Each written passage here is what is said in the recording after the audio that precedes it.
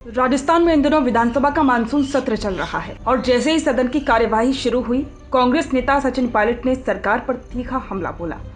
Pilot ने बिना लाग लपेट के साफ कह दिया कि ये सरकार जिम्मेदारी से नहीं चल रही।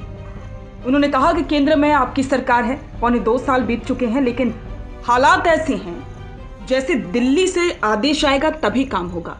उन्होंने तंज कसते हुए कहा कि ये परिपाटी ठीक नहीं है, जिम्मेदारी तो आपको ही लेनी होगी। पायलट यही नहीं रुके, उन्होंने राज्य की जर्जर हो चुकी इमारतों और सरकारी भवनों पर चिंता जताई।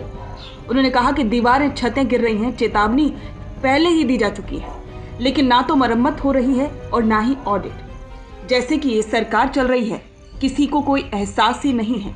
आपको जानकारी दे दें कि विधानसभा में कांग्रेस के विधायकों ने प्रदर्शन किया।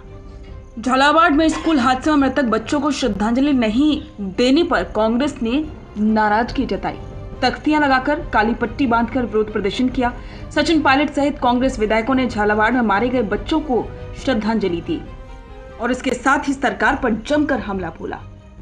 आपको जानकारी दे दें कि सचिन पायलट ने विधानसभा में जाने से पहले कांग्रेस प्रदेश अध्यक्ष गोविंद सिंह डोटासरा से उनके आवास पर मुलाकात की थी। इस मुलाकात की सबसे बड़ी खासियत ये रही कि पायलट के साथ पश्चिमी राजस्थान के 5 बड़े जाट नेता भी मौजूद रहे। ये बात इसलिए अहम है क्योंकि 2020 में कांग्रेस में जब राजनीतिक भूचाल आया था, तब पायलट को प्रदेश अध्यक्ष पद से हटाकर यही जिम्मेदारी डोटासरा को दी गई थी। ऐसे में दोनों नेताओं की मुलाकात राजनीतिक गलियारों में चर्चा का विषय बन गई है। लोगों का ये मानना है कि मुलाकात आने वाले दिनों की राजनीति की दिशा तय कर सकती है। पायलट और डोटासरा की एक फ्रेम में मौजूदगी ये भी दिखाती है कि कांग्रेस अब आने वाले विधानसभा चुनावों की तैयारी में पुराने मतभेदों को किनारे करके एकजुटता दिखाना चाहती है। राजस्थान विधानसभा का मानसून सत्र पहले ही दिन से हंगामेदार रहा है। विपक्ष ने सरकार को घेरने में कोई कसर नहीं छोड़ी। कांग्रेस के नेता सचिन पायलट ने सदन में वोट चोर, गद्दी छोड़ के नारे लगाए और भाजपा पर वोट चोरी का आरोप जड़ दिया। उनके इस बयान ने माहौल को और गर्मा दिया। वहीं निर्दलीय विधायक रविंद्र सिंह भाटी ने भी सदन में अपनी आवाज बुलंद की।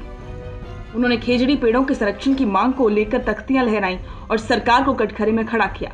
यानी कि सदन का पहला दिन इस बात का सबूत बन गया कि आने वाले दिनों में तीखे हमले और जोरदार बहस देखने को मिलेगी।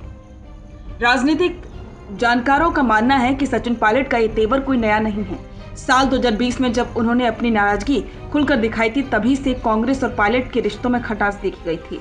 लेकिन फिलहाल अब कांग्रेस के रिश्ते सुधरते नजर आ रहे हैं। आपसी नेताओं में जो भी खटास थी वो अब दूर होती दिखाई दे रही है, या यूं कहें कि जनता के सामने उसे पूरी तरीके से दूर करते हुए दिखाया जा रहा है, ताकि जनता के मन में सभी नेताओं की छवि एक साथ साफ होती नजर आए।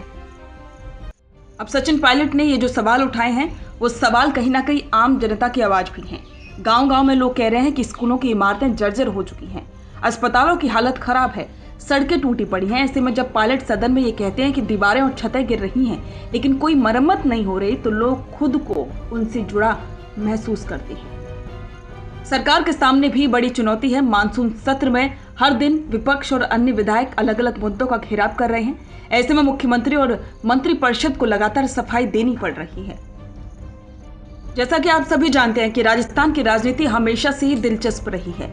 यहाँ एक तरफ सत्तारूढ़ भाजपा पर विपक्ष के आरोप हैं, तो दूसरी तरफ कांग्रेस अपने अंदरूनी मतभेदों को सुलझाने की कोशिश कर रही है। पायलट का बयान और उनका रुख दोनों ही आने वाले दिनों के लिए संकेत हैं कि राजनीति अभी और गर्म होगी।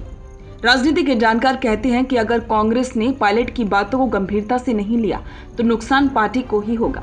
वहीं अगर पायलट को सही जगह दी गई तो कांग्रेस मजबूत होकर भाजपा को कड़ी टक्कर दे सकती है। फिलहाल तो इतना तय है कि सचिन पायलट का ये बयान और डोटासरा से मुलाकात राजस्थान की सियासत में एक नई हलचल पैदा कर चुकी है। आने वाले वक्त में इसका असर न सिर्फ विधानसभा के भीतर बल्कि प्रदेश की सड़कों और चुनावी मैदानों तक देखने को मिलेगा।